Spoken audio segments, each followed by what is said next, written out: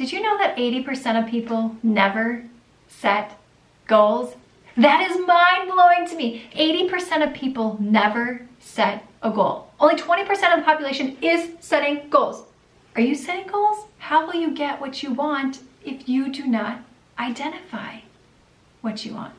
Maybe it's fear of failure. Maybe it's you don't have time. Maybe there's so many other things going on in your life. The thought of putting a goal into your life is scary and you don't want to feel let down. I know that feeling. And did you know that you are 42% more likely to achieve your goal just by writing it down? Writing down what you want. So knowing what you want and writing it down. It just seems simple, right? But is it really that simple? It really can be if you decide it to be. You see, we are conditioned at such a young age about what is possible for us in our lives.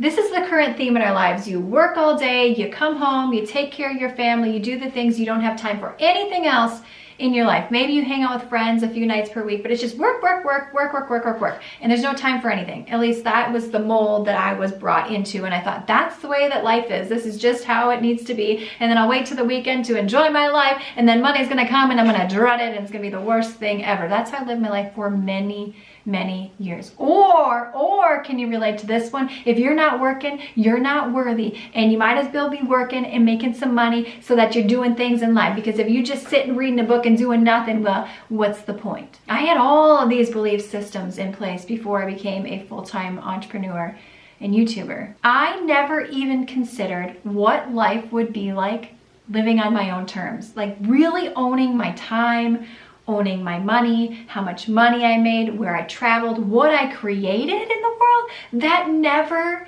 occurred to me. I thought I had to be part of this system. Being an entrepreneur is like, who are these weirdos like doing these weird, like that isn't for me, like who are they? I watch them, they seem quite interesting.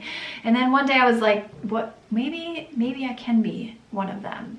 Like what is Andrea, like you can do that too. So here I am, hundreds of thousands of dollars in student loan debt at this job, which is great. I'm very thankful for it. It provided our home and paid for my family, allowed us to do certain things, put food on the table, but I felt so trapped. I felt so stuck.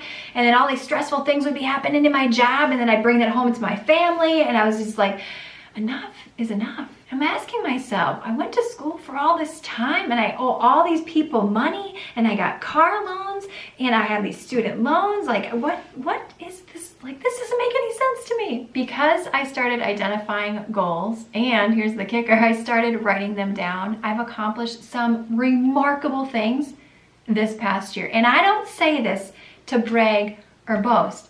I say this to show you that it's really that simple. Identifying what you want and then writing it down. I was able to quit a full-time job. My husband now works with me full-time. I was able to take my family on several beach vacations, which is something that I wanted to do. I wanted to have the opportunity to work with some very, shall we say, established people in the book writing world. All those things I've been able to do. But those things would not have been possible if I didn't identify what I wanted and got out of my own way and took those limiting beliefs and said, get the heck out of here. In fact, to get personal with you, one of the things that I feel like I struggled with in my 20s and then into my 30s is drinking alcohol, using alcohol to escape on the weekends, feeling like it was relieving stress. Oh, at the end of the day, I'll just have a glass of wine. Like it always felt like this crutch in my life. And because I never had to go to counseling or never went to treatment or never had any issues related to it, I thought, hey, this is okay. It's not a problem. But something inside of me said, you're dependent upon this thing. Like you're thinking about this thing to help you relax and escape from your life. That's just messed up. That is messed up. And I said to myself, Andrea, if you can quit drinking alcohol and using it as a way to relieve stress and relax in your life, honey, you can do anything. You can do anything in your life. And I had tried on several occasions to quit.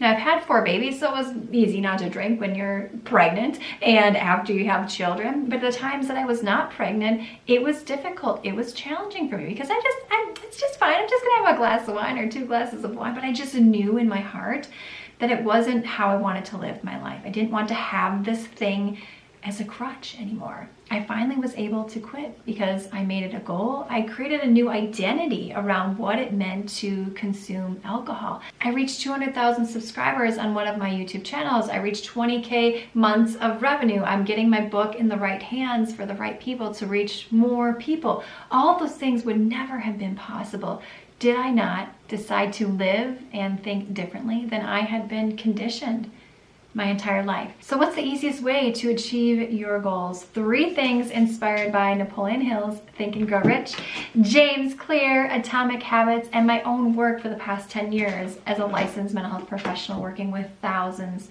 of people. First, I want you to set what I call Woe Goals. Those are the goals that scare you. So maybe you say to yourself, I want 1,000 subscribers, or I want 100,000 subscribers, or I want to make $100,000 per year, and you have a reaction inside of you that's like, that's just like, that doesn't seem possible. Like, whoa, hold the phone, girl. That's what I call a woe goal.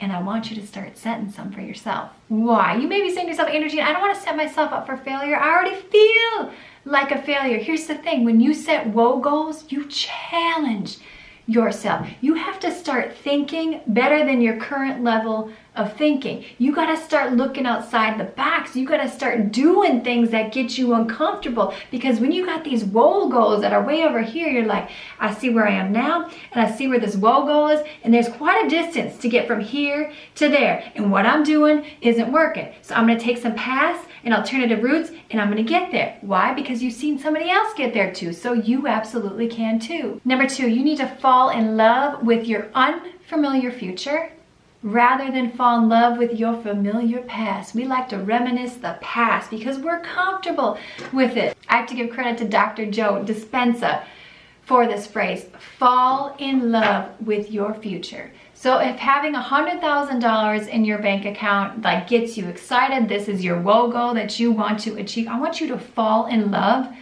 with the future you. If you want to finally lose that extra weight that you put on, I want you to see yourself looking fine as ever, feeling good in your skin, getting excited to go out with your husband or your partner because you feel and you look good. That's how I want you to see yourself. Because when you can see yourself in the future doing these things, having these things, your current self is going to align with that vision. If you are in love with your familiar past, you're gonna stay stuck. And number 3, I want you to become a master of your thoughts. Your thoughts determine your life. Your thoughts determine your life. How is it that 2 people can experience the exact same situation but have totally different outcomes? More often than not, it has to do about how they think about the situation. Negative thoughts are like cockroaches. Yes, cockroaches. You let one in and there are 100 more where that came from. When you have one negative thought come into your mind, you need to squash that very quickly. But first you need to recognize it. I mean, those cockroaches are sneaky. They sneak into the whatever you need to sneak into, those small spaces. I know they're so disgusting. You need to squash those cockroaches. Do not live on autopilot anymore.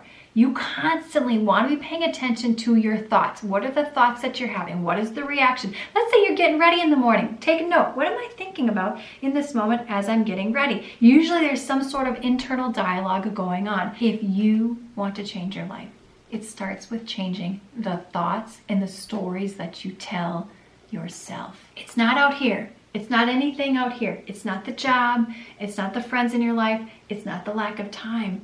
But it's you and how you perceive the world. And once you can get a handle on those thoughts, amazing things are going to happen for you, my friend.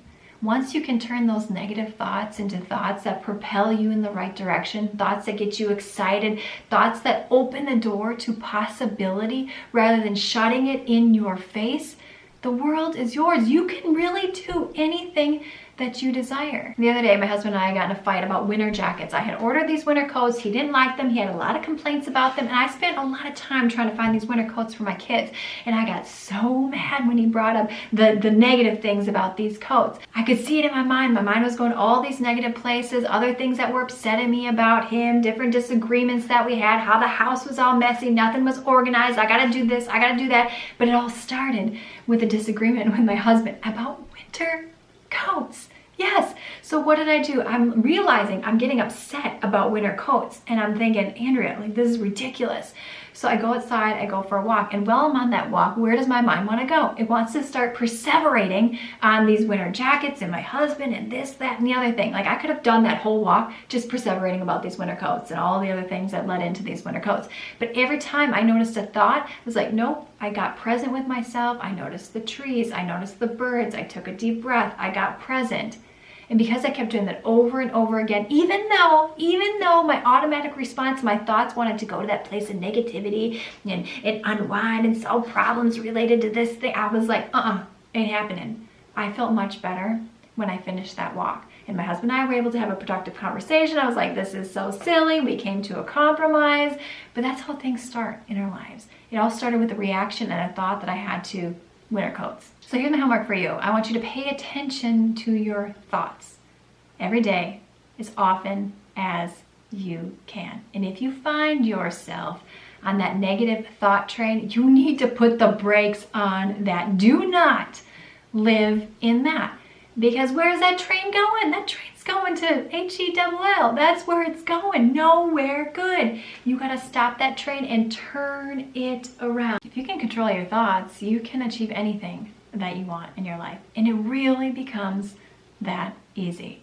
Your thought determines how you feel and the actions that you take. So if you can get a handle of what's happening up in here, without a doubt, you can do anything, achieve anything, be anything, have anything that you want in your life. This isn't just mumbo jumbo stuff either. Think of a time in your life when you achieved something remarkable or you overcame some sort of hurdle. My guess is you were in a pretty good state of mind and you had a can-do attitude and you said, I'm going to figure this out. I'm going to persist. You took the bull by the horns and you made it happen. Well, when you do that with all things in your life, you're going to look at your life and you're going to say, wow. So if you've not started that YouTube channel, it is time, my friend. No more limiting beliefs. If you are stuck in your YouTube channel, those limiting beliefs have to go around feeling stuck.